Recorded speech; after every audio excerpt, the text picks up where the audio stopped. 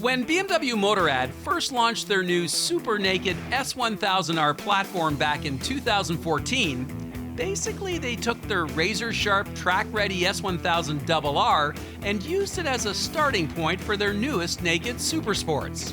Fast forward now to the second generation and you'll see the same formula in effect. This time out with a lighter exhaust, swing arm, and subframe saving some 6.5 kilos in weight. In the engine department, there's the new shift cam motor, again tuned for the street with more punch in the mid-range.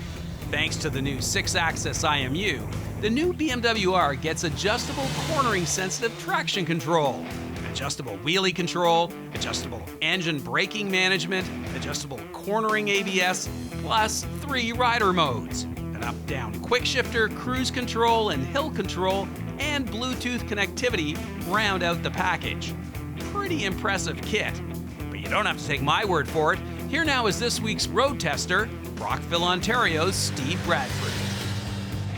So I don't know what you thought of this bike. I know you ride an FJ, Steve, so I knew we were up there in terms of displacement, but this is certainly a little more modern than what you're used to. What was your first impression?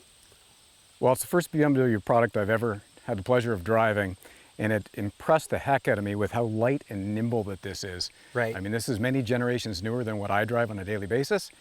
Awesome. Yeah, so yeah, you can't believe it's 1,000cc, right? Not at all. Yeah, and thank you to someone at BMW for thinking, hey, we can take a liter race bike and turn it into a play bike, because it really inspires you to play, eh? It's got lots of power, but I wouldn't say it's an intimidating bike for somebody that doesn't maybe have race experience or maybe a few years of seat experience can drive this thing no problem. Motor's really friendly, trackable down low, but it reminds you it's 1,000 cc's once you pep it up. Around 7,000 RPM, it comes alive and it lets you know. Yeah, but it's fun. It's so smooth, right? No vibrations anywhere in the RPM range that I can find today. Yeah, and I think what really impressed me today was the transmission. Like, it's not clunky, it's not even light, it's just like solid. Like when you hit a gear, there's no messing around, you know you're in that gear, right? Right, so the clutch is super light, the engagement is really nice. And for the first time in my motorcycle experience, you're driving with the quick shifter. Yeah.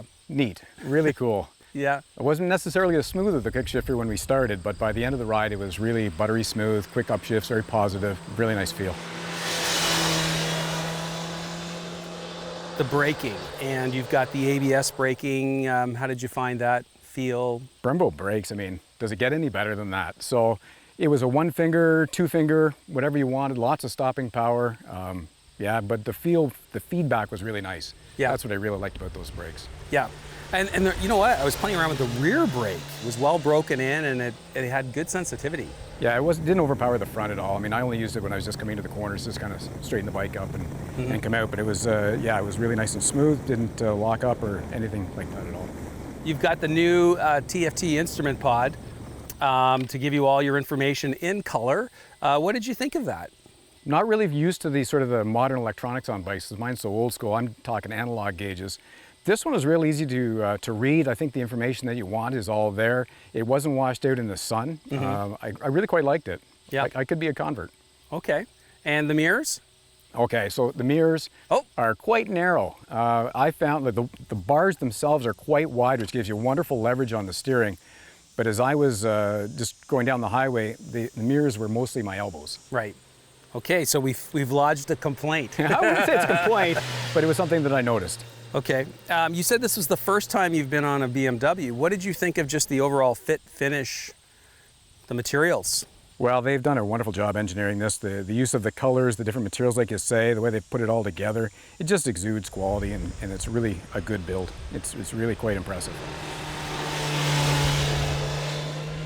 What do you think this bike would be best used for besides just having fun? I mean, could you go away on a weekend on it, or would you commute on it? What would you do with this? Well, I mean, when you first look at it, it looks really kind of muscular and brawny, and I like that look. It's got that kind of industrial vibe to it. But when I swung a leg over it, I was really taken with how narrow it is and how small it was from the seat to the handlebars, even to the back of the bike. It's a very compact, ride. Yeah. And it was really quite comfortable. So the handlebars are sort of up and back, so your seating position is very natural. It's not a long reach, so there's not a lot of weight on your wrists. And it's got a relatively tall saddle, so even the distance to the foot pegs doesn't cramp your legs. So I think it would be suitable for putting some serious miles on it, and the smoothness of the motor would just add to that. Right. So, oh, that's interesting. Okay, so we're gonna put a couple of bags on it and maybe take off and do a couple of days Yeah, I'd be willing to try that. because it's so smooth. Absolutely.